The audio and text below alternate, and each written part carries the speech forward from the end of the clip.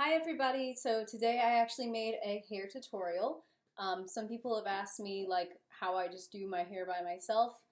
The answer is just a lot of trial and error. So as far as the dyeing process goes, what we're going to try to do today is get a strawberry blonde or get a rose gold.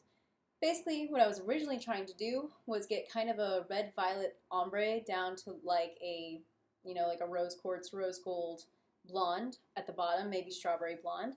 But basically, that's not how it came out. So now, this is Poe, by the way. He likes attention. So what we're going to try to do is basically just give you a tutorial on how to get strawberry blonde or rose gold hair, depending on your hair type, depending on what we got. Alright, so as you can see, my hair is pretty thick, it's pretty wavy. We have the ashy blonde, dirty blonde on the top, and we have the pre-lightened on the bottom. So it really depends on what you have your hair. Most people should go with the pre-lightened if they want the most intense color. If you're just going from your natural hair color, I would at least lighten it to about that dirty blonde level, because as you're going to see, a lot of the color is not going to come out unless it's at that level. Here are all the supplies that I'm going to be using today. We have the non-porous plastic bowl from Sally's with a brush, and then we also have the Brew Color Crave shampoo. This one is sulfate free. Color Crave, sorry. This one is sulfate free, made with beer. I have a sensitive scalp. I'm giving this a try. And then next we have the Ion Brights Rose Quartz. This one is a cream-based semi-permanent dye. And then we also have the Argan Oil line, which has the Pure Magenta. We also have the 5RG Permanent hair color. And then we have our 30 Developer. This is after I have shampooed my hair. So far, I love the shampoo. It smells great.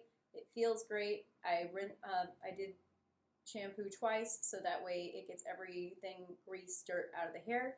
And then I blow dried the hell out of it, so that way the pores are open in the hair shafts themselves to absorb the color. Next, what we're going to do is we're going to mix the top. I have the permanent on the right of the 5RG, and then I have the 2-3 ratio as far as the pure magenta goes. I did not want to get it too purple. That way I didn't have any problems with work. And then the rest of it is developer, and the developer is in a ratio of 2:1 to the permanent hair dye, because the semi-permanent says that it doesn't need developer. But it's going to help anyway, so I'm putting a lot on. Now before we start, you're going to need some Vaseline. Please, please, please don't forget this, because otherwise you're going to have this staining all over your face and neckline. So please be sure to apply that, and do not forget to wear gloves.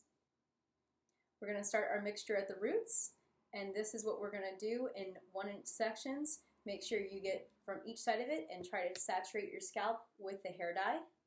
As you can see, my hair is really thick, so I already used this, not even going really to the back of my scalp yet in these little sections. So all you have to do if that happens is that you do the exact same ratio, and that way you get the exact same color. Sometimes it is a little bit harder to mix because the permanent is a little bit less jelly than the semi-permanent, so you want to make sure you really get it in there, and that way you don't have any different kinds of colors going in your hair. The next thing that we're going to do, since I was looking originally for an ombre look, is that we're going to separate out the lighter part of the hair, and now we're going to go with the Ion Rose Quartz. If you want to, you can technically dye your eyebrows with that magenta mix we had. It is not advised on the box. It says it can cause blindness. Pick your own battles, make your own decisions.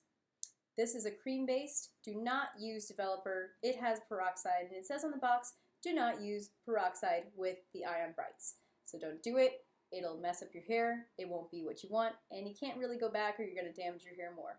So you're going to take this cream and you're going to glob it on.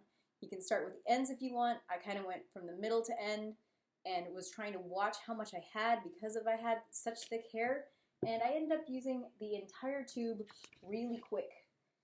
It did not completely go through everything in my hair. I still had a lot of blonde in the middle, so I just tried to rub it all in with the gloves. Next, what I'm going to do is I'm going to go back to all the parts of my hair that I know have not been touched by the dye, but I just wanted to make sure that I knew exactly where the rose quartz ended, and that way I could fill out the rest. We're going to separate the two colors so that way the dye that you have is going to help saturate the blonde a little bit of what's left while it's heating up in there. And then also that way the darker color doesn't run in too much. Then we're going to take our lovely plastic bag, wrap it around your head, get it nice and secure, and then we're going to apply some heat so that way the color can help lock into your hair. You're going to want to leave your hair in the bag for about 30 to 45 minutes. Some people will leave it in for 4 hours. I don't have that kind of time. If you do and you want it really intense, go for it, but ain't nobody got time for that. Now as you have this 30 to 45 minutes minimum, you can start to clean up the mess that you've possibly made. What happens if you get some dye on your porcelain countertop is you can grab some nail polish remover, or even better, 100% acetone, and as long as you douse a cotton ball with that solution really quickly into the stain, then you can get it out. Also, I have been using the tops of some Sterilite mini bins I have. That way I have less stains on my actual countertop, and now it's functioning as a drying rack for my 2 bowls that I had. So we're going to unwrap our hair, see what the color is after it's been setting for a while before we rinse it out. As you can see, the top is saturated now. You can really see that coppery red coming through, and the bottom is almost a dusty rose. So then what you're going to do after is you're going to rinse out your hair with lukewarm or cold water, and you're going to rinse it out until none of the color is running. Then you're going to apply your conditioner into your hair as much as you can. You can go with a mask if you'd like. You want something that's really hydrating. And then that way you have that in for 30 minutes to an hour, depending on how thick your hair is. And my hair required minimum of 2 packets of conditioner. Again, you can use 1 to 4 depending on your hair texture. But you really need that conditioner to soak in and help repair the damage that you just caused to your hair. After you have had your time with the conditioner, you're going to completely rinse it out. If you'd like, you can leave your hair to air dry and see about an hour or 2 what color your hair turned out to be. Again, I didn't really have time that day, so I had to dry it. And now as you can see, the top and the bottom actually have exactly the same hue. Yes, the bottom's a little lighter because we started with 2 different tones of hair to start. However, the mixes ended up giving almost exactly the same color. So which option you're going to go with is really going to depend on how long you want it to last. I'd say the longest lasting is probably going to be the argan oil. Not only is it better penetrating in your hair, but it's also got better reviews. And the ion is just not going to be able to hold as much. So if you're going to go for a really light strawberry blonde, I would go with the ion, and then make sure your hair is really pre-lightened before that. And if you're going for an overall tone, then you can go with the magenta mix that I made. And again, depending on how much you lighten it is going to be how intense it is. Now, this picture was taken in front of my vanity mirror. It has yellow lighting to it, so the whole thing is a little bit darker in general, and it's going to bring out a lot more of the red than it is going to be of the rose. And as I step out of that, you can tell that it gets a little bit more corally pink, and in general you can see the darker red on the top of the scalp that was really able to penetrate because it was left on the longest. Again, this is why I say if you really want to do 4 hours, you totally can, and you're going to get a more intense color there. So, this photo shoot was taken the day of this dye job, and as you can tell in the cool fall weather tone, it's a little bit more of a pink, and it can be a darker red at some angles.